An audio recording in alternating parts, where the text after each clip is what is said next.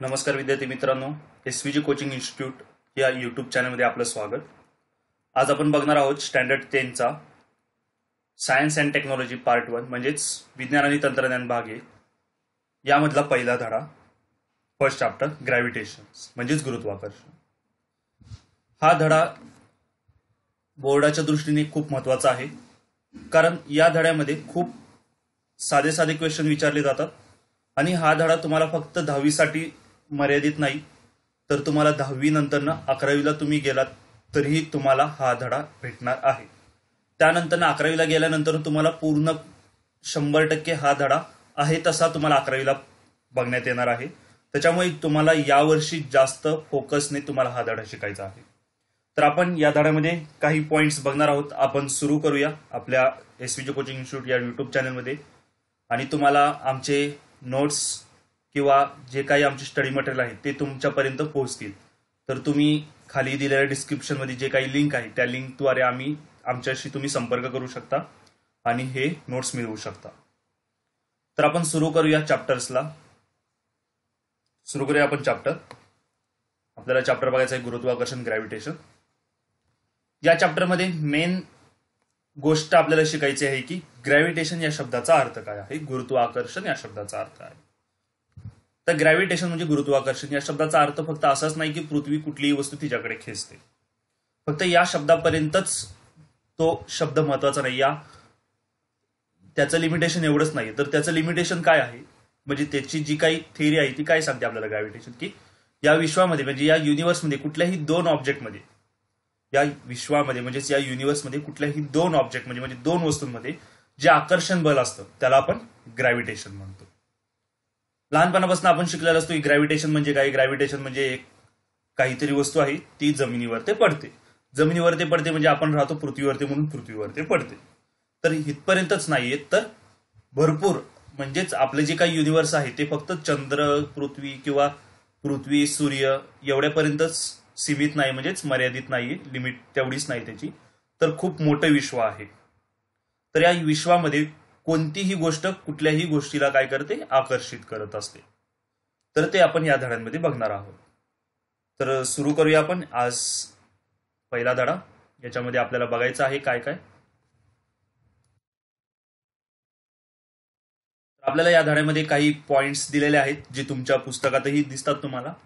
पहिलं तर आपल्याला बघायचं ग्रॅव्हिटेशन म्हणजे काय, म्हणजे गुरुत्वाकर्षण म्हणजे काय. बरोबर, जसं मी आता सांगितलं की गुरुत्वाकर्षण म्हणजे फक्त आणि फक्त पृथ्वी आणि दुसरा सूर्य किंवा पृथ्वी आणि चंद्र किंवा पृथ्वी आणि तुमच्या हातात असलेली एखादी गोष्ट किंवा पृथ्वी आणि तुमच्या हातात असलेला मोबाईल किंवा पृथ्वी आणि तुमच्या हातात असलेली एखादी गोष्ट किंवा पृथ्वी आणि तुम्ही समोर बघताय एखादी गोष्ट किंवा तुम्ही सोडलेली गोष्ट, इथपर्यंतच गुरुत्वाकर्षण नाही. तर पूर्ण विश्वामध्ये गुरुत्वाकर्षण म्हणजे काय, म्हणजेच पूर्ण युनिव्हर्समध्ये गुरुत्वाकर्षण म्हणजे काय ते आपण बघणार आहोत.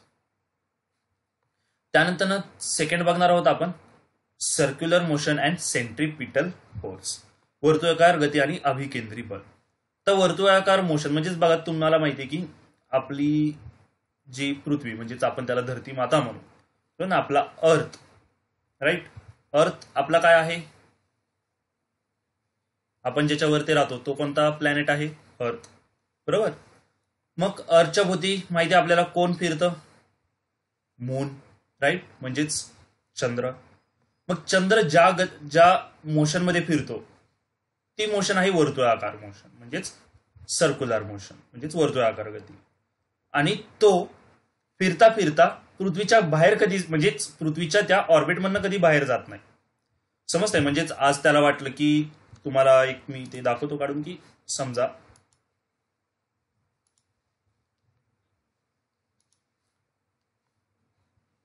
आपण मानलं की ही आहे पृथ्वी, ठीक आहे, आणि इथं आहे चंद्र. चंद्र असा पृथ्वीभोवती फिरतोय, ठीक आहे. आणि आज चंद्राला वाटलं की बाबांनो आज मला पृथ्वीभोवती फिरायचं नाही, आज माझी सुट्टी, राईट. असं कधी चंद्र म्हणतो का आपल्याला, नाही. तर चंद्र असा कधी फिरता फिरता असा सरळ निघून जातो, बस झालं पृथ्वीभोवती फिरता फिरता. बरोबर ना. चंद्र आपला मामा, चंदा मामा, तो काय करतो, आपल्या पृथ्वी मातेभोवती काय करतो, फिरतो. म्हणजे या दोघांचं रिलेशन काय, बहीण भावाचं. परीक्षेमध्ये ते लिहायचं नाही, बरोबर ना. परीक्षेमध्ये लिहायचं नाही की चंदा हमारा मामा आहे, पृथ्वी हमारी माता आहे, त्याच्याशी काही घेणं देणं नाही आपल्याला. आपल्याला काय महत्वाचं आहे की चंद्र आहे तो, म्हणजेच मून आहे तो काय करतो, आपल्या अर्थ भोवती फिरतो सर्क्युलर ऑर्बिटमध्ये. म्हणजेच तो का फिरतो? या फोर्समुळे. कोणत्या? सेंट्रिपिटल फोर्समुळे, म्हणजे अभिकेंद्री. नंतर चंद्र काय केला असता? मून असा फिरतोय फिरतोय फिरतोय अर्थ भोवती आणि काय केला? एका दिवशी सरळ गेला. मग तो कधी या ऑर्बिटमध्ये किंवा कधी या अर्थच्या शेजारी किंवा पुन्हा त्याला याच्यापासून या ऑर्बिट पासून पास होईल हे शक्य नाही. बरोबर. म्हणून सेंट्रिपिटल फोर्स हे खूप महत्वाचं आहे. समजतंय सगळ्यांना? त्यानंतर ना केपलर्स लॉ आपल्याला बघायचं आहे. केपलर्स लॉ काय आहे? ठीक आहे. तर केपलरचे 3 नियम आहेत. केपलरचे 3 नियम कशा कशावरती डिपेंड आहेत? तर केपलरचे जे काही नियम ठरले गेले हे कशावरती? तर सूर्य, काय सांगतोय? सूर्य, सन आणि त्याच्या भोवती फिरणारे सगळे प्लॅनेट म्हणजेच ग्रह. या दोघांमध्ये जे काही रिलेशन आहे, म्हणजेच प्लॅनेट कसे फिरतात त्याच्या भोवती, राईट. त्यानंतर न त्यांच्या एरियाचा काही रिलेशन आहे, त्यांच्या टाइम पिरियडचं काही रिलेशन आहे. हे लॉ तयार केले केपलरने. ठीक आहे. आणि केपलर्सने जे काही लॉ तयार केले त्यांनी डायरेक्ट तयार नाही केले, तर त्यांनी भरपूर आणि त्यानुसार ते लॉ तयार केलेले आहेत. ते आपण पुढे स्टडी करणारच आहोत. नेक्स्ट नंतर ना पूर्ण म्हणजेच ज्यांनी ग्रॅव्हिटेशनची कन्सेप्टच इतक्या छान पद्धतीने मांडली की त्यांना आपण प्रणाम केला पाहिजे सगळ्यांनी हात जोडून. ते आहेत आपले सर आयझॅक न्यूटन, राईट. त्यांनी काय केलं आहे की युनिव्हर्सल लॉ ऑफ ग्रॅव्हिटेशन म्हणजेच वैश्विक गुरुत्वाकर्षणाचा सिद्धांत मांडला. आणि त्याच्यानंतर न पूर्णपणे जे काही गुरुत्वाकर्षणाचे कन्सेप्ट आहेत ते पूर्णपणे क्लिअर झाले. म्हणजेच पूर्णपणे क्लिअर म्हणजे जे काही सांगायचं होतं, आतापर्यंत जेवढे काही शास्त्रज्ञ होते, सायंटिस्ट होते, त्या सगळ्यांचा स्टडी करून यांनी एक लॉ तयार केला. आपण पुढे बघणारच आहोत. Next, acceleration due to the gravitational force of the earth. पृथ्वीचे गुरुत्वीय त्वरण. आता गुरुत्वीय त्वरण म्हणजेच काय? ऍक्सलेरेशन ड्यू टू ग्रॅव्हिटी म्हणजे काय? आपल्याला माहिती की तुम्ही पृथ्वीच्या एका पृष्ठभागावर आहात, म्हणजेच एका सरफेसवर आहात, आणि त्या पॉइंटला तुम्ही एखादी गोष्ट पृथ्वीच्या वरून खाली फेकताय. ठीक आहे. तर ती त्याच्यावरती किती ऍक्सलेरेशन ऍक्ट होणार, किंवा तुम्ही दुसऱ्या पोझिशनला गेला तर तिथे किती ऍक्सलेरेशन ऍक्ट होणार, किंवा ते कसं ऍक्ट होणार, काय होणार, हे आपण या पॉइंटमध्ये बघणार आहोत. त्यानंतर नेक्स्ट आपल्याला बघायचंय फ्री फॉल. खूप छान कन्सेप्ट आहे. मुक्तिवेग काय आहे? सॉरी चुकलं माझं, इथे सांगायचं मला. फ्री फॉल म्हणजेच काय? मुक्तपतन. ठीक आहे. फ्री फॉल म्हणजेच काय? मुक्तपतन. आता मुक्तपतन म्हणजे काय? बघा आपल्याला माहिती आहे की अर्थवरती तर आपण कुठलीही गोष्ट फेकली म्हणजे असं बाहेर फेकून देऊ नका, कुठंतरी अशी वर गोष्ट एखादी टाकली तर ती कुठं पडते? खालीच पडते. बरोबर ना? पण खाली पडताना त्याच्यावरती काय काय होतं? म्हणजेच एखादी गोष्ट तुम्ही म्हणजे समजा एका हाईटवर गेलात, तुम्ही एका बिल्डिंगवर आहात आणि तिकडनं एखादा चेंडू तुम्ही वरून खाली फेकलात. ठीक आहे. वरून खाली फेकल्यानंतर ना मला सांगा, अर्थ काय करणार आहे? ती गोष्ट स्वतःकडे अट्रॅक्ट करणार आहे ड्यू टू ग्रॅव्हिटेशन म्हणजेच गुरुत्वाकर्षणामुळे. पण खाली येता येता तो फक्त ग्रॅव्हिटेशनमुळेच खाली येतोय का? पण येताना काय होतोय? त्याला काही जण अडथळा देत आहेत, काही जण त्याला काय करतात? रेजिस्ट करतात. आता कोण रेजिस्ट करू शकतं याला? एअर म्हणजेच वातावरणातली हवा. समजतंय? एअर. त्यामुळे काय होतो? रेजिस्ट होतो तो. म्हणजेच समजा काहीतरी एका सेकंडामध्ये एक गोष्ट खाली येणार होती, पण ती यायला 0.9 सेकंड लागले. आता तुम्ही म्हणताल सर इक्वलच आहे, पण काहीतरी डिफरन्स आहे. बरोबर ना? आता हा डिफरन्स कशाचा आहे? तर एअर ड्रॅगचा. म्हणजेच जो काही एअरचा रेजिस्टन्स आहे, म्हणजेच हवेचा अडथळा, त्याच्यामुळे तो एवढा म्हणजेच 0.1 सेकंडमुळे तो काय झाला? डिफरन्स आला. म्हणजेच एवढा वेळ काय झाला त्याला खाली येण्यासाठी लागला. किती? 0.9 सेकंड. आणि असा किती यायला पाहिला होता? तो 1 सेकंडमध्ये, पण आला नाही तो 0.9 सेकंडमध्ये. हे का झालं? हवेमुळे. मग याचा जर आपण विचार केला नाही, या हवेचा कधीच विचार केला नाही, आणि हा जो काही चेंडू आहे तो फक्त आणि फक्त कशामुळे खाली पडतोय? ग्रॅव्हिटेशनमुळे म्हणजेच गुरुत्वाकर्षणामुळे पडतोय. ठीक आहे. त्याच्यावरती कुठलीच गोष्ट ऍक्ट होत नाहीये, म्हणजेच हवा होत नाहीये किंवा इतर त्याला डिस्टर्ब करणारे काही गोष्टी आहेत त्या सगळ्या आपण निग्लेक्ट केल्या, म्हणजेच काढून टाकल्या, आणि फक्त पृथ्वीच त्याला खेचते असा विचार केला तर अशा फोर्सला काय म्हणणार आपण, किंवा अशा फॉलला काय म्हणणार? फ्री फॉल म्हणजेच मुक्तपतन. ठीक आहे. आता नेक्स्ट पुढची कन्सेप्ट खूप छान आहे. पुढची कन्सेप्ट काय आहे बघा? Escape velocity. आता एस्केप वेलोसिटी म्हणजेच काय, मुक्तिवेग. आता या नावातच बघा, एस्केप म्हणजेच गायब झाली, म्हणजे दूर गेली कुठं तर. बरोबर ना. जसं आपण काय होतं, माणूस मृत्यू पावल्यानंतर म्हणजे डेथ झाल्यानंतर काय होतं, त्याच्यातनं आत्मा बाहेर पडतो, म्हणजे मुक्त होतो तो आत्मा त्या बॉडीमधनं. बरोबर. तसंच याच्यामध्ये काय आहे, आता इथं आत्मा नाही किंवा काय नाही. तुम्ही म्हणसाल सर हे काय चालू केलं तुम्ही, आत्मा ती काय. तर हे काय आहे, मुक्तिवेग म्हणजे काय, इथं काय आत्माचा संबंध नाही. पण कन्सेप्ट काय आहे की तुम्ही एखादी गोष्ट, ही आपली प्यारी माता म्हणजेच आपली पृथ्वी, याच्यावरती तुम्ही काय करताय, समजा क्रिकेट खेळताय. ठीक आहे. क्रिकेट खेळता खेळता काय झालं, तुम्ही बॅटने बॉल मारला. ठीक आहे. आणि तो बॉल काय झाला, या पृथ्वीच्या ग्रॅव्हिटेशनल जी काही फील्ड होती, ठीक आहे, त्याच्या काय झाला, तो बाहेर गेला. इतक्या जोरात तुम्ही बॉल मारला. तर तुम्ही कितीच्या स्पीडने तो बॉल मारला तर काय होईल, तो बॉल अर्थच्या ग्रॅव्हिटेशनच्या बाहेर जाईल. राईट. ती वेलोसिटी म्हणजे तो जो वेग आहे, त्या वेगाला काय म्हणतात, मुक्तिवेग. काय आहे तो वेग, म्हणजे मुक्तिवेग. मग या सगळ्या गोष्टी आपल्याला आता येणाऱ्या पूर्ण चॅप्टरमध्ये बघायच्या आहेत. आपण तर बघितलं की आपल्याला या चॅप्टरमध्ये काय काय बघायचं आहे. मला वाटतं तुम्हाला समजलं असेल आपल्याला काय काय या पूर्ण धड्यामध्ये पाहायचं आहे. ठीक आहे. तर आपण सुरू करूया पहिल्यांदा तरी पहिल्या टॉपिक पासून. ठीक आहे. तर आपण वाचूया बघा. We have seen in the previous standard that gravitational force is a universal force and it act not only between two objects on the earth but also between any two object in the universe. Highlight करा या शब्दाला. काय सांगितलंय त्यांनी की universal force, बघा, universal force and it act not only between two object on the earth but also between any two objects in the universe. Let us now learn how this force was discovered. ते आपण बघणारच आहोत कसा आहे तो force डिस्कवर केला. पण काय सांगितले त्यांनी की बघा, मराठीत पण एकदा वाचून घेऊया आपण, म्हणजेच मराठी मीडियमच्या विद्यार्थ्यांना पण काही प्रॉब्लेम येणार नाही. गुरुत्वाकर्षणाचे बल हे एक वैश्विक बल असून ते केवळ पृथ्वीवरील दोन वस्तूंमध्येच नव्हे, बघा, पृथ्वीवरील दोन वस्तूंमध्येच नव्हे तर कोणत्याही दोन खगोलीय वस्तूंमध्ये प्रयुक्त होते.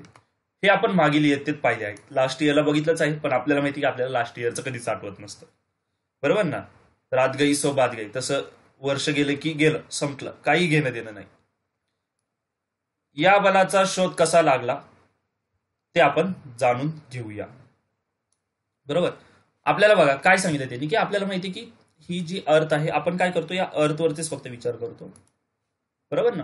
की अर्थवरती एखादी गोष्ट खाली पडते म्हणजे गुरुत्वाकर्षण. तुमच्या हातातला पेन पडला खाली, गुरुत्वाकर्षणामुळे पडला. तुम्ही ठेस लागून खाली तोंडावर पडला तरी गुरुत्वाकर्षणामुळे पडला. बरोबर ना. तुम्ही एखाद्या उंच जागेवरून खाली उडी मारलात तरी कशामुळे खाली उडी मारलात, म्हणजे तुम्ही उडी मारल्या मारल्या वर का नाही गेलात, का, कारण तुम्ही पक्षी नाही. त्याच्या मागचं हे रिझन आहे का, चूक. काही रिझन आहे तुम्ही खाली का पडलात. तर काही विद्यार्थी देतील सर आम्ही पक्षी नाही म्हणून आम्ही खाली पडलो, आम्ही पक्षी असलो असतो तर उडला असतो. त्याच्याशी आपल्याला नाही काही संबंध. आपण ग्रॅव्हिटेशनमुळे काय होणार आहे, खाली पडणार आहे. बरोबर. पण आपल्याला माहिती की आपण अर्थवरच विचार करतो असं नाही.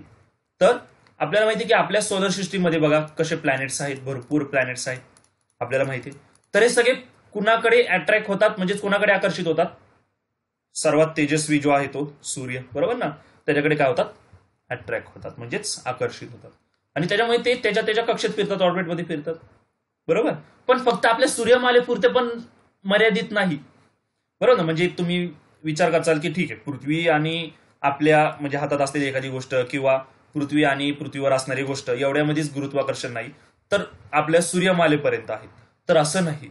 तर हे विश्व, बरोबर ना, हे पूर्ण काय आहे, विश्व. दिसतंय तुम्हाला सगळ्यांना ही डायग्राम नाही म्हणता येणार, हा हे फोटो जे दाखवला आहे हे पूर्ण विश्व दाखवलं आहे. आता पूर्ण विश्व आपण एवढ्या चौकोनामध्ये दाखवणं शक्य नाही, पण एक दाखवण्याचा प्रयत्न केलाय की एवढं बघूनच आपल्याला कळते की किती मोठं असेल विश्व. बरोबर ना. इथं एक छोटासा हा जो सर्कल जरी दिसतो ना, हे किती एक सोलर सिस्टीम असेल किंवा एखादी गॅलेक्सी असेल, एखादं ब्रह्मांड असेल. बरोबर. खूप मोठं आहे विश्व. तर आपण इथं चौकोनामध्ये दाखवलंय. विश्व दाखवणं एवढी जागा तर आपल्याकडे नाही आणि कुणाकडेच नाही. असेल तर ती मग त्याला आपण त्या व्यक्तीला देव मानू. म्हणजे देव म्हणजे असं नाही की तो जो आपल्याला टीव्हीमध्ये दाखवतात. देव म्हणजे ज्याला ही पूर्ण गोष्ट एकत्र बॅलन्स करता येईल किंवा या सगळ्याला स्टोअर करता येईल किंवा या सगळ्यावरती कंट्रोल ठेवता येईल, त्याला आपण गॉड म्हणू. राईट, त्याला आपण देव म्हणू. मग एवढं मोठं जे म्हणजे आपल्याला विश्व आहे, या विश्वामध्ये कुठलीही दोन गोष्ट असू द्या, म्हणजे या कोपऱ्यातली एखादी गोष्ट असू द्या किंवा या कोपऱ्यातली एखादी गोष्ट असू द्या, याच्यामध्ये बघा इथं मी दाखवलं, या कोपऱ्यामध्ये एखादी गोष्ट किंवा या कोपऱ्यामध्ये एखादी गोष्ट. आता याचं जे डिस्टन्स आहे ते कितीतरी म्हणजे हे शब्द पण मला कितीतरी वेळा बोलावं लागेल.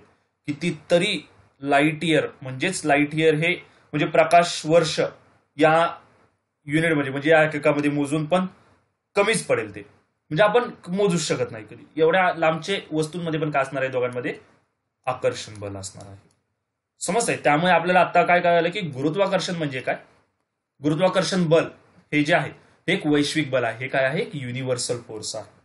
आणि तो फक्त अर्थवरती असलेल्या दोन ऑब्जेक्टमध्ये नाही, म्हणजेच पृथ्वीवरती असलेल्या दोन वस्तूंमध्ये नाही, तर या विश्वामध्ये असलेल्या म्हणजेच या युनिव्हर्समध्ये असलेल्या कुठल्याही दोन खगोलीय वस्तूंमध्ये, म्हणजेच दोन काय सांगू शकतो, two object in the universe, कुठल्या पण युनिव्हर्स मधल्या दोन ऑब्जेक्ट मध्ये हे काय असतं, बल असतं, म्हणजेच फोर्स असतो. त्याला आपण म्हणतो ग्रॅव्हिटेशनल फोर्स, म्हणजेच गुरुत्वाकर्षणाचे बल.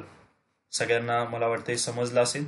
नसेल समजलं तर तुम्ही कमेंट करून मला प्रश्न विचारू शकता, आणि आम्ही जे काही दिलेले तुम्हाला लिंक्स आहेत त्या लिंकद्वारे आमच्यापर्यंत तुम्ही तुमचे डाऊट्स किंवा मेसेज किंवा जे काही तुम्हाला कळलं नसेल किंवा जे काही अडथळा आला असेल तुम्हाला ते तुम्ही विचारू शकता. नेक्स्ट आपल्याला बघायचंय, काय बघायचंय, लिहिलंच आहे बरोबर. काय आहे, फोर्स अँड मोशन. आपण गेल्या वर्षी हा धडा बघितलेला, एक छान धडा फोर्स आणि मोशनचा, बरोबर ना, बल व गती. We have seen that a force is necessary to the speed as well as the direction of the motion of an object. एखाद्या वस्तूच्या वेगाच्या परिमाणात किंवा गतीच्या दिशेत बदल घडवून आणण्यासाठी त्यावर बल प्रयुक्त होणे आवश्यक असते, हे आपण पाहिले. आता बघा, आपल्याला माहिती बल म्हणजेच काय, एखादी गोष्ट ढकलणे, ओढणे, उचलणे, ठेवणे, सरकवणे, राईट, किंवा एखादी गोष्टीचं मोशन होणे म्हणजेच हालचाल होणे, याला काय म्हणतो आपण, मोशन म्हणजेच गती. आणि फोर्स म्हणजेच बल. बघा, कुठल्याही वस्तूला जर आपण फोर्स लावला नाही तर त्याचं काय होत नाही, मोशन होतच नाही, त्याला गती भेटत नाही, बरोबर. जसं इथं दाखवलं बघा, ही व्यक्ती पुश करते म्हणजे काय करते, ढकलते, राईट, तर ती गोष्ट एका जागेवरून दुसऱ्या जागी जाणार आहे. जर हिने ढकललंच नाही, या व्यक्तीने, राईट, या व्यक्तीने जर ही वस्तू ढकललीच नाही म्हणजे याला बल लावलं नाही, तर ही वस्तू एका जागेवरून दुसऱ्या जागी जाणारच नाही, बरोबर ना. ही वस्तू एका जागेवरून दुसऱ्या जागी जाईल का, नाही जाणार. नेक्स्ट बघा, पूल, बरोबर. आपण एक धनुष्य बाण घेतला, राईट, आणि या धनुष्य बाणाला काय केलं, हा बाण लावला आणि मी मागे खेचतोय. जर मी मागेच खेचला नाही, त्याच्यावर नुसतं धरून ठेवला तर तो फेकला जाईल का बाहेर, नाही का, कारण आपण त्याच्यावरती फोर्सच अप्लाय केला नाही, म्हणजेच बल लावला नाही. नेक्स्ट बघा, मॅग्नेटिझम. जर तुम्हाला वाटते की एखादी लोखंडाची गोष्ट तुमच्याकडे खेचून घ्यायची आहे, बरोबर ना, एखादी लोखंडाची गोष्ट तुमच्याकडे खेचून घ्यायची आहे, तर तुम्ही असं म्हणणार आहे का, असं एखादा मंत्र म्हणला ती वस्तू माझ्यापाशी येऊ द्या, तरी येणार आहे का, नाही. तर लोखंडाची वस्तू खेचण्यासाठी तुम्हाला काय, मॅग्नेट यूज करावं लागेल, आणि त्याच्यामध्ये कोणता असतं, फोर्स असतो, मॅग्नेटिक फोर्स. त्यामुळेच ती वस्तू काय होते, खेचली जाते, म्हणजे त्या वस्तूचं पण काय होतं, स्थलांतर होतं, म्हणजे एका जागेवरून दुसऱ्या जागी होते, डिस्प्लेसमेंट होतं.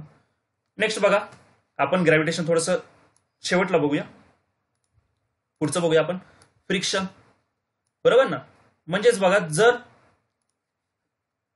एखादं एक सायकल आहे तुमच्याकडे, ठीक आहे, असती सगळ्यांकडे सायकल, ती सायकल अशी उतारावर आहे, राईट, आणि या उतारावरती त्या सायकलला मी ब्रेकच दिले नाही. तुमच्या सायकलला जी मी सायकल दिलेली आहे तुम्हाला, त्या सायकलला काय नाही, ब्रेकच नाही, आणि मी तुम्हाला या उतारावरनं ढकलून दिलं, तर काय होणार आहे, तुम्ही थांबणारच नाही का, कारण तुम्ही फोर्सच लावत नाहीये थांबण्यासाठी. तर फोर्स लावण्यासाठी तुम्हाला काय लागेल, ब्रेक लागेल. जोपर्यंत तुम्ही ब्रेक लावत नाही तोपर्यंत त्याच्यावरती फोर्स लागणार नाही, त्या चाकावरती, बरोबर. आणि त्या फोर्सला काय म्हणतो आपण, फ्रिक्शन फोर्स. तो फ्रिक्शन फोर्सच लागणार नाही तर ती गोष्ट थांबणारच नाही. त्यामुळे फ्रिक्शन फोर्समुळे पण काय होतं, वस्तू काय होते, म्हणजे फोर्स लावल्याने त्या वस्तूचं काय होतं, स्थलांतर होते, राईट. त्यानंतर ऍक्सेलरेशन. ऍक्सेलरेशन म्हणजेच काय माहिती आहे आपल्याला, काय ऍक्सेलरेशन म्हणजेच काय बघा. त्याच्यासाठी आपल्याला काय पहिल्यांदा बघावं लागतो, काय बघावं लागतं आपल्याला, वेग, बरोबर. त्यानंतर आपण काय बघतो, गती, बरोबर. म्हणजेच हे एकमेकांवरती डिपेंड असतात.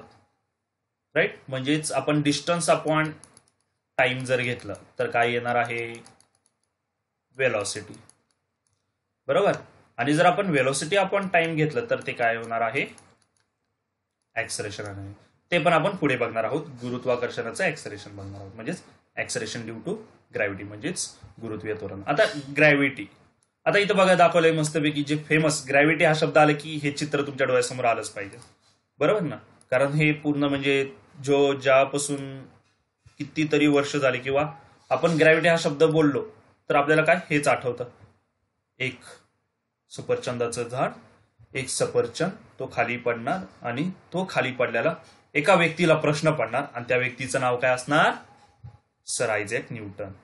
बरोबर. म्हणजेच ग्रॅव्हिटी म्हणजे काय, एखादी गोष्ट एखाद्या गोष्टीकडे अट्रॅक्ट होते, त्याला काय म्हणतो आपण, ग्रॅव्हिटेशन. पण ग्रॅव्हिटी म्हणजे काय, पृथ्वीवर ते म्हणजेच अर्थने एखादी ऑब्जेक्ट म्हणजे एखादी वस्तू स्वतःकडे खेचली गेली, राईट, तर त्याला काय म्हणतो आपण, ग्रॅव्हिटी म्हणतो. ते पण काय एक प्रकारे फोर्सच आहे. ठीक आहे. आता आपण नेक्स्ट बघूया ही सर्वात सुंदर डायग्राम, तुमच्या पुस्तकात आहे, खूप काही सांगून जाते ही डायग्राम. ठीक आहे. आता बघा या डायग्राम मध्ये काय दिलं आपल्याला, इथं दिलं आहे एक चंद्र. ठीक आहे. या चंद्राचा थोडासा नंतर आपण विचार करूया. ठीक आहे. त्रास नको द्यायला आता चंद्राला. हे छान आहे, हे कशाचं झाड आहे, आंब्याचं झाड आहे का, नाही का, कारण आंब्याचं झाड चालणार नाही. एक्सपेरिमेंट झाला सफरचंदाच्या झाडाखाली, म्हणून सफरचंदाचं झाड घेऊ आपण. बरोबर. सफरचंदाचं झाड आहे, त्या झाडावर भरपूर सफरचंद लागलेले आहेत. इथे एक व्यक्ती बसलेले आहेत. या व्यक्तींचं नाव सगळ्यांना माहिती आहे. या व्यक्तींचं नाव काय आहे, सर आयझॅक न्यूटन. हे मस्तपैकी बसलेले होते. झाडावरून एक ऍपल पडला, तो ऍपल खाली पडला. तर त्यांनी इथपर्यंत तो एक्सपेरिमेंट नाहीये, फक्त हा ऍपल खालीच पडला, का पडला असा विचार त्यांनी नाही केला. तर त्यांनी त्याच्यापुढे पण काय विचार केला की ऍपल हा ठीक आहे खाली पडला, पण हा ऍपल असा वर का नाही गेला, हा ऍपल असा सरळ का नाही गेला, हा ऍपल असा का नाही गेला, हा ऍपल तसा का नाही गेला, राईट. या सगळ्यांचा त्यांनी काय केला, विचार केला. त्यानंतर त्यांना असं कळालं की या पृथ्वीवरती कुठलीही गोष्ट पडू द्या, म्हणजेच बघा या पृथ्वीवरती तुम्ही याच पोझिशनला, आता हा आपला भारत दिसतोय, ठीक आहे, किंवा इकडे तुम्ही थांबलात, ठीक आहे, तुम्ही असं थांबलात इकडे आणि तुमच्या हातातून एखादी गोष्ट खाली पडली तर ती कुठं पडेल, अशी खाली पडणार का, अशी खाली पडेल का, नाही. तर ती कशी खाली पडणार बघा, ती गोष्ट तशी खाली नाही पडणार, तर कशी खाली पडणार, ती गोष्ट अशी खाली पडणार, राईट. समजा तुम्ही इथं पण थांबला आहात, ओके, तुम्ही या पोझिशनला आहात. आता डायग्राम थोडंसं जाऊ दे, त्या व्यक्तीची नाकडोळं नाहीयेत, ठीक आहे, पण या व्यक्तीने एखादी वस्तू धरलेली आहे, ती वस्तू कुठं पडेल, अशी खाली पडेल का, नाही, अशी खाली पडणार नाही. तर ती कशी पडेल बघा, सांगू शकतं तर कुठे पडू शकते, ते ही वस्तू हातातली अशी पडणार खाली. पुन्हा अजून एक व्यक्ती इथं बस थांबला आहे, या व्यक्तीच्या हातात पण एखादी वस्तू आहे, ही वस्तू कशी अशी खाली पडणार का विश्वात कुठंतरी, नाही. तर ती वस्तू कुठे पडणार बघा, तर ती वस्तू पडणार आहे, तर नेहमीच अशी का वस्तू पडते, तर पृथ्वी जी आहे कुठलीही गोष्ट स्वतःकडे खेचताना तिच्या केंद्रकाकडे खेचते. म्हणजेच अर्थ कुठलाही ऑब्जेक्ट खेचताना कुठे खेचतो, सेंटर ऑफ अर्थला खेचतो. कुठे खेचतो, सेंटर ऑफ अर्थला. त्याच्यामुळे तुम्ही अर्थवरती कुठेही थांबा, एखादी वस्तू टाका खाली, तर ती कुठे खेचली जाणार, सेंटर ऑफ अर्थकडे खेचली जाणार. कुठे खेचली जाणार, सेंटर ऑफ अर्थकडे. आणि हाच विचार सर आयझॅक न्यूटननी केला की पृथ्वीभोवती जी काही गोष्टी आहेत, राईट, म्हणजेच तुम्ही खूप दूरवर असणारा हा चंद्र, बरोबर ना, पृथ्वीपासून थोडासा दूरवर आहे, म्हणजे आपल्यासाठी दूरवरच आहे तो, बरोबर ना. दूरवर का असणार, जर जवळच असला असतं तर आपण चंद्रावर रोजच जाऊन आलो असतो ना. मग ते गाणं सगळ्यांना म्हणता आलं असतो, चलो ले चलो तुम्ही तारो के शहर में, बरोबर ना. असं शक्य नाही एवढं लगेच जाणं, दूरवर येते. तरी पण ती गोष्ट पृथ्वीकडे खेचली जाते. पण पृथ्वीकडे खेचताना कुठे पण खेचली जाते का, म्हणजे असं कुठंतरी खेचली जाते का पृथ्वीच्या, नाही. तर ती कुठे खेचली जाते, ती सुद्धा सेंटरकडेच खेचली जाते पृथ्वीच्या, म्हणजेच अर्थच्या सेंटरकडे, पृथ्वीच्या केंद्रकाकडेच खेचली जाते. समजतंय सगळ्यांना. तर सर आयझॅक न्यूटननी हा विचार केला होता. फक्त विचार केला नाही की सफरचंदाच्या झाडाखाली बसलो आणि सफरचंद का खाली पडला, एवढाच विचार नाही केला, तर त्यांनी असा विचार केला होता. तर आपण पुढची स्लाइड बघूया. तर त्यांचा आपण परिचय बघूया थोडासा, इंट्रोडक्शन बघूया टू सायंटिस्ट. Great scientist. बघा त्यांनी सुरुवातच किती छान केले, म्हणजे असं सांगताना म्हणजे हा शब्द नावापुढे येणं आणि हा शब्द नावापुढे येणं खूप मोठं नशीब लागतं त्याला, आयुष्यपणाला लावावं लागतं त्यासाठी. त्यासाठी तर अजून आपण पुढे अजून एक वर्ड वापरू, the great scientist sir Isaac Newton, 1642 1727. आता तुम्ही जर याचा पिरियड जर बघितला ना, या इयरचा पिरियड जर बघितला तुम्ही, तर बघा 1642 ते 1727 म्हणजे 1642 टू 1727. कोण सांगू शकतं का या काळात कोण होते? तर या काळात होते छत्रपती शिवाजी महाराज. बरोबर, 1630 ते 1680 या कालखंडात आपल्याला माहिती आहे की महाराजांचा कालखंड होता, छत्रपती शिवाजी महाराजांचा कालखंड होता. आणि त्या कालखंडामध्ये सर आयझॅक न्यूटन पण होते. Was one of the greatest scientist of recent time. He was born in England. He gave his law of motion, equation of motion and theory of gravity in his book Principia. तर त्यांनी एक पुस्तक तयार केलं ज्याचं नाव आहे Principia. तर त्या बुकमध्ये त्यांनी लॉज ऑफ मोशन जे तुम्ही गेल्या वर्षी शिकलात, इक्वेशन ऑफ मोशन ते पण गेल्या वर्षी शिकलात, थेअरी ऑफ ग्रॅव्हिटी जे आता तुम्ही बघताय, हे सगळे त्यांनी कशामध्ये मांडले गेले, कशामध्ये लिहिले? प्रिन्सिपिया या बुकमध्ये, या पुस्तकामध्ये. Before this book was written, Kepler had given 3 laws describe planetary motions. However, the reason why planet move in the way described by Kepler's law was not known. Newton, with his theory of gravity, mathematically derived Kepler's law. आता बघा, केपलरने त्यांचे ते 3 नियम मांडले होते, ठीक आहे. पण ते 3 नियम हे याच्या मागची जी काही कारणं आहेत, म्हणजे हे असेच का फिरतात इलिप्टिकल, राईट. त्यानंतर टाइम पिरियडचं हे रिलेशन का, एरियाचं आणि टाइमचं हे रिलेशन का, या सगळ्यांचे जे काही कारणं आहेत, जे काही रिझन आहेत, ते न्यूटनने डिराईड केले, म्हणजे त्यांच्या सिद्धांतानुसार त्यांनी काय केले? दाखवले, सिद्ध केले. त्यानंतर ना, in addition to this, Newton did ground breaking work in several areas including light. म्हणजेच आता बघा, म्हणून तर त्यांना नाव दिलंय ना ग्रेट सायंटिस्ट. उगाच हा शब्द येत नाही ग्रेट सायंटिस्ट. ग्रेट सायंटिस्ट हा शब्द कधी येतो? त्यांनी फक्त एवढंच काम नाही केलंय, त्यांनी काय काय केलंय बघा. लाईट म्हणजेच प्रकाश, हीट म्हणजेच उष्णता, साऊंड म्हणजे ध्वनी, आणि मॅथमॅटिक्स जे तुमचं फेवरेट असतं. बरोबर ना, फेवरेट म्हणले की सगळ्यांचे चेहरे वाकडे झाले. मॅथमॅटिक्स हा फेवरेट म्हणला तर, राईट. साऊंड अँड मॅथमॅटिक्स या सगळ्यामध्ये त्यांनी काय केलं? खूप मोठं योगदान दिले. He invented a new branch of mathematics. आणि आता तर अजून काही सांगण्यात म्हणजे कौतुकच कमी करावं तेवढं कमीच आहे. पुन्हा पुन्हा तेच ग्रेट सायंटिस्ट उगच म्हणलं नाही, बरोबर ना. तर त्यांनी मॅथमॅटिक्स मध्ये नवीन शाखा तयार केली, नवीन ब्रांच तयार केली, ज्याचं नाव होतं कॅल्क्युलस. काय नाव होतं?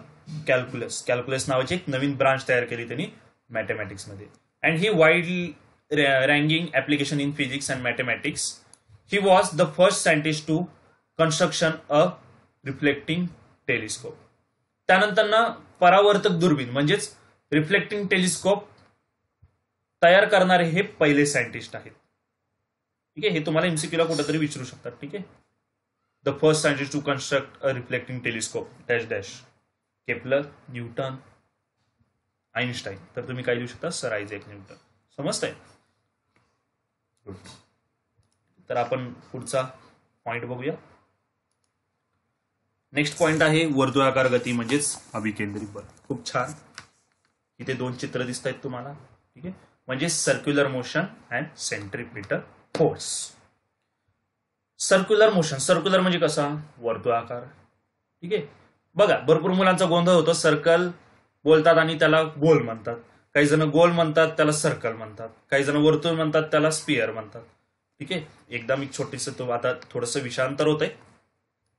बांगडी, ज्या हातात बांगडी असते त्याचा शेप असतो सर्कल म्हणजे वर्तुळ.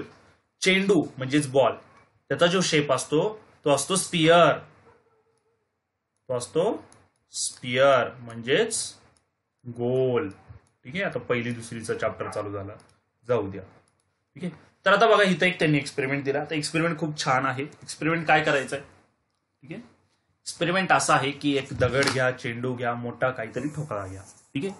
मोठा काहीतरी ज्याला वजन असेल, म्हणजे लय पण वजन घेऊ नका ना, तर 10 किलोचा चेंडू घ्यायचा. ठीक आहे, एक छोटस चेंडू घ्यायचा आहे, त्याला काय करायची, दोरी बांधायची अशी. ठीक आहे, आणि ती काय करायची, या व्यक्तीने जशी गोल गोल फिरवलेली आहे, व्यक्तीने जे काय असेल हे, या व्यक्तीने जे काय केलंय असं गोल फिरवलं आहे. ठीक आहे, आता मला सांगा, हे गोल फिरवताना हा चेंडू असं म्हणतो का, ठीक आहे बाबा, हा या दोराला बांधलाय, मी आता असं गोल नाही फिरणार, मी इकडे जाणार.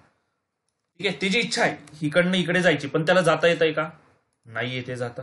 का जाता येत नाहीये, तर का जाता येत नाही, कारण तो बंदिस्त आहे. कुणाशी, या दोरीशी. हा चेंडू आणि हा हात जिकडं दोर बांधलेली आहे, थ्रेड बांधलेली आहे, त्याच्यामुळे तो बाहेर जात नाही. खरं तर तो कसा जातोय, असा सरळ जातोय, पण तो या दोरीला बांधल्यामुळे काय होत नाहीये, तो बाहेर जात नाही. म्हणजे हा टँजंट होणार आहे, म्हणजे याला स्पर्शिकेला असं जाणार आहे या स्पर्शिकेपासून, पण तो या स्पर्शिकेच्या बाहेर जात नाही. का, कारण याला आपण या दोरीने गच्च पकडला आहे, बरोबर ना, या दोरीने याला खेचून धरला आहे. मग या दोरीने त्याला स्वतःकडे खेचून धरलंय, म्हणजे तो केंद्राकडे खेचतोय. ही दोरी काय करते, त्याला या हाताकडे खेचते, बरोबर. त्याला बाहेर जायचं आहे, पण जाऊ देते का, नाही. का, कारण त्याच्यामुळे या फिरवताना कोणता एक फोर्स तयार झाला, कोणता बल तयार झाला, अभिकेंद्री बल, म्हणजे सेंट्रिपिटल फोर्स. त्याच्यामुळे तो काय होतोय, या वर्तुळाकार गतीमध्ये फिरतोय, म्हणजे सर्क्युलर मोशन मध्ये फिरतोय. समजतंय का. जर circular motion, sorry, centripetal force नसला असतं, राईट, म्हणजेच हा दोरा खिचून धरत नसला असता याला, तर तो काय केला असता, सरळ बाहेर गेला असता, सरळ बाहेर गेला असता. पण तो जात नाही. का, कारण त्याच्यावरती काय ऍक्ट झाला आहे, त्याच्यावर काय प्रयुक्त झालेला आहे, तर अभिकेंद्री बल, म्हणजे सेंट्रिपिटल फोर्स. त्याच्यामुळे तो त्या वर्तुळाकार गतीमध्ये फिरतो, म्हणजेच सर्क्युलर मोशन मध्ये फिरतो. त्यानंतर आपण तिची डेफिनेशन बघूया. वर्तुळाकार कक्षेत फिरणाऱ्या कोणत्याही वस्तूवर वर्तुळाच्या केंद्रकाच्या दिशेने बल प्रयुक्त होत असते. या बलास अभिकेंद्री बल, म्हणजे सेंट्रिपिटल फोर्स म्हणतात. म्हणजेच या बलामुळे वस्तू केंद्रकाकडे जाण्यास प्रवृत्त होते. Thus, a force act on any object moving along a circle and it is directed towards the center of the circle. This is called centripetal force. Centripetal means center या शब्दाची त्यांनी फोड करून दाखवलेली आहे. सेंट्रिपिटल या शब्दाचा अर्थ तुम्हाला भरपूर वेळा पूर्ण आयुष्यामध्ये तुम्हाला हा शब्द वापरायचा आहे नंतर ना. पहिल्या शब्दाचा अर्थ आहे सेंटर, सिंकिंग. म्हणजेच बघा, सेंटर म्हणजेच काय, सेंटरकडे, आणि पिटल, ठीक आहे, सेंट्रिपिटल या शब्दाचा आहे सेंटर सिकिंग, म्हणजेच केंद्रकाकडे खेचून घेणारा. That is the object tries to go towards the centre of the circle because of this force. म्हणजेच या फोर्समुळेच काय होतं, तो ऑब्जेक्ट सेंटरकडे खेचलाच जातो. पर्यायच नाही त्याकडे दुसरा, बरोबर ना, पर्यायच नाही दुसरा. तो काय होणार, केंद्रकाकडेच खेचला जाणार. का केंद्रकाकडे खेचला जातोय, कारण त्याच्यावरती काय ऍक्ट झाला आहे, सेंट्रिपिटल फोर्स, म्हणजेच अभिकेंद्री बल. ठीक आहे, तर बघा, हा पहिला पार्ट झालेला आहे. पुढच्या पार्टमध्ये आपण बघणार आहोत केपलरचे नियम. काय बघणार आहोत आपण, केपलरचे हे नियम. तर केपलरचे नियम काय काय आहेत ते आपण पुढच्या पार्टमध्ये बघणार आहोत. तर तुम्हाला व्हिडिओ कसा वाटला हे आम्हाला कमेंटद्वारे कळवा. जर कुणाला काही प्रश्न पडले असतील तर खाली दिलेले जे काही सोशल नेटवर्कचे तुम्हाला साधनं आहेत, जसंच फेसबुक दिलेले आहे, इंस्टाग्राम आहे, टेलिग्राम आहे, व आम्ही काही दिवसानंतर ना व्हॉट्सअपची लिंक तुम्हाला प्रोव्हाइड करून देऊ. म्हणजेच तुम्ही डायरेक्टली आमच्यासोबत कॉन्टॅक्ट करू शकता, किंवा तुम्ही कमेंट बॉक्समध्ये पण कमेंट देऊ शकता, जेणेकरून आम्ही त्याला रिप्लाय देऊ आणि तुमचं जे काही सोल्युशन आहे, म्हणजे जे काही डाऊट आहे तुम्हाला त्याच्यावरती सोल्युशन देण्याचा प्रयत्न करू. तर व्हिडिओ कसा वाटला नक्की मला सांगा आणि 10वीची तयारी सुरू करा. धन्यवाद.